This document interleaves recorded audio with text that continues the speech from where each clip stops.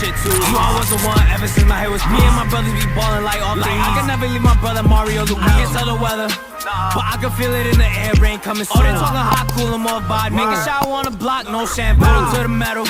What the heck is going on with y'all? This your boy Heck, and I'm welcoming you back to the Wat.Da.Hecpodcast, where basketball is an art and the court is our canvas.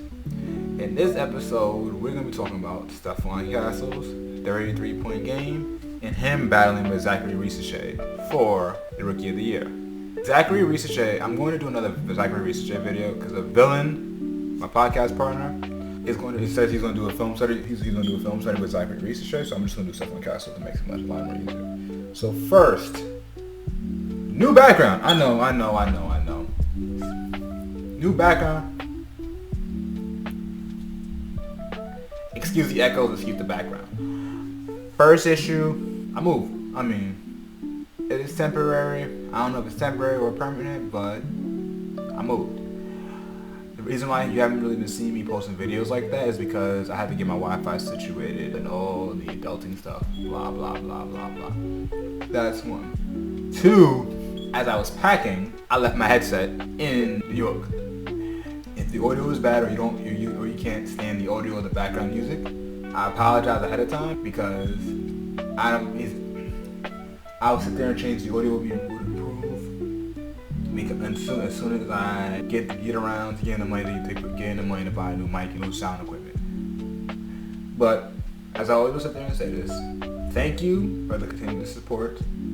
Just because because I'm currently in Philly right now, doesn't mean the grind don't stop. It never stops, it only changes. But hey, now to get back to the film set that we're starting about. Stephon Castle has been going around cooking it. He's currently number one in Rookie of the Year in points for rookies. So it's going to be interesting to see how well he plays. Hey, before we get started, don't forget to like, share, and subscribe. And with that, y'all already know the drill. Let's get it, man. Let's break down Stephon Castle. So Stephon Castle is a 6'6" combo guard who in a pinch can play the wing. He kind of reminds me of R.J. Barrett, Bruce Brown, and Wat.Da.Hecpodcast. With the help of Chris Paul, I believe he is improved as a facilitator. He has tier 2 athleticism. It is shown by him participating in the dunk contest. And overall, he's a really solid finisher on the rim. If he considers to improve, I genuinely believe he can sit there and be a solid point guard or 2 guard next to Wemby and De'Aaron Fox. Now let's go over his strengths. 1, pace. He's never in a rush. He's never in a hurry. He always plays his game smoothly and is always under control. Never too fast, never out of control. 2, athleticism. He participated in the dunk contest and came second to Mac McClung. So he has bounce. He ain't Ja, he ain't Zion, but he can get up there when the situation arises. And 3, touch. He has shown the ability to change his shots and find space around the rim, and also finishes well with his right hand through contact. This is a benefit. The biggest thing about finishing, if you can get to the rim and you're very good at finishing around the rim, you're going to draw and collapse the defenses, which is going to lead to open shooters. So if you can put a shooter around him, he can eventually make the open reads. Now, what are his weaknesses? Jump shooting. Sometimes he cannot hit the wide side of the barn. In this game, he did hit 3 threes, but when it comes down to it, anything involving the jump shot is not his strong suit. Creating off the dribble, shooting threes, etc., etc., etc. 2, finishing. In this whole entire clip and the whole entire highlights, I have not seen him make an off-handed layup. Now, it could be the fact that I just missed it, but if you don't have the ability to make off-handed layups, you make the layups that you're required to take a lot harder than they have to be.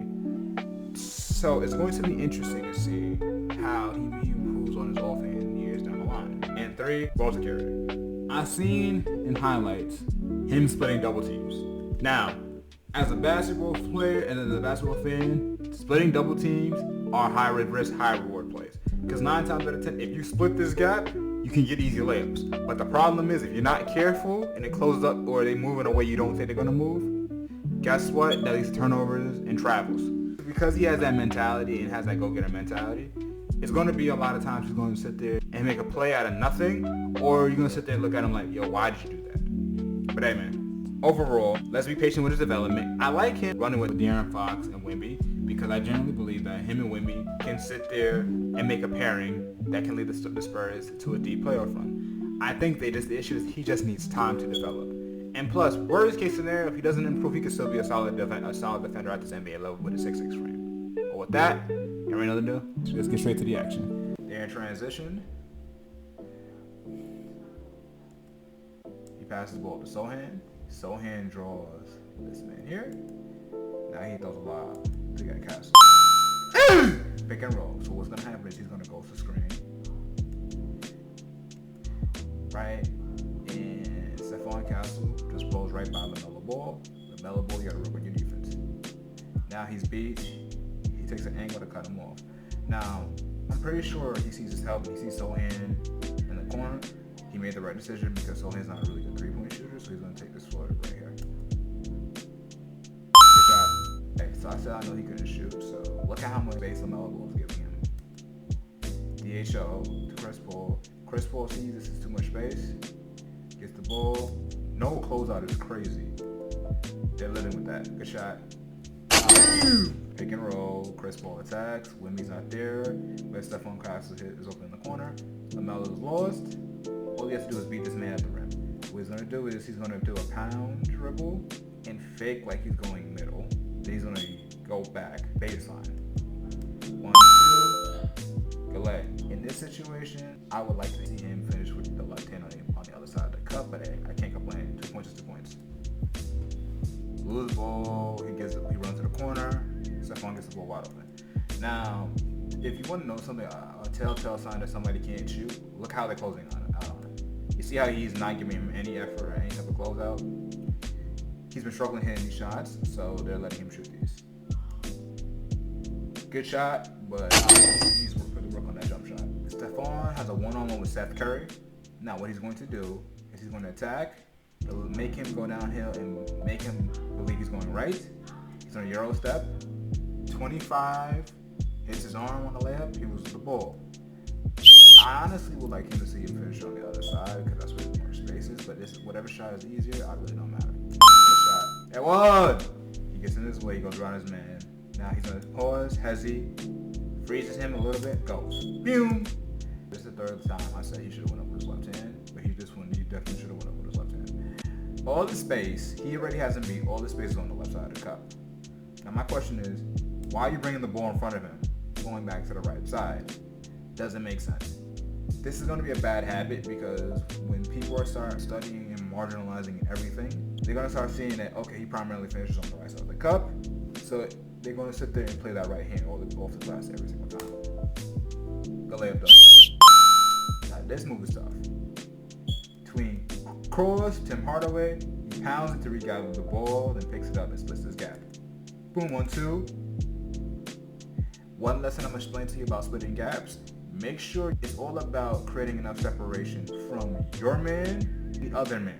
If he's too close, this is going to be easy strips every single time. Go layup. Now De'Aaron Fox is posting up. Jab, he's posting him up. Now what he's doing is, you understand this is a mismatch, so he wants to draw 14 a little bit closer before he kicks it out. Bum bump. Now he's too far to help. This is a good pass around the money. It's a transition. He's the last person back. Okay, goes up. He got the ball. His man. Now this is really good concentration. This just shows you one of the reasons why being athletic helps with finishing. If this dude didn't have balance, one, he's probably getting swatted. But two, he has the ability to sit there and hang in the air and change his shot. Boom, he grabs his arm. It was! This is my opinion about the Rookie of the Year race. One, Stephon Castle has been playing better. Zachary Research has been doing his thing. I honestly feel that the problem with Stephon Castle is the fact of the matter is the gap between him and Research is neck and neck. Stephon is averaging 14 points a game and he's first in scoring, while Zachary is second. Zachary has the better shooting numbers and defensive numbers, but Stephon Castle has overall better numbers. It's like one is half a dozen in one hand and 6 in the other.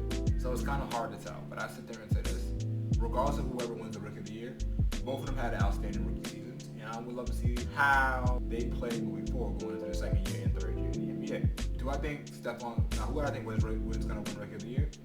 I think it's going to be Stephon Castle because overall he has a high points per game and he's been doing it for a while. Sad, but it is what it is. But hey, thank you for tuning into the What.Da.Hecpodcast. Don't forget to like, share, subscribe. I love y'all. I appreciate y'all. Y'all know the drill. We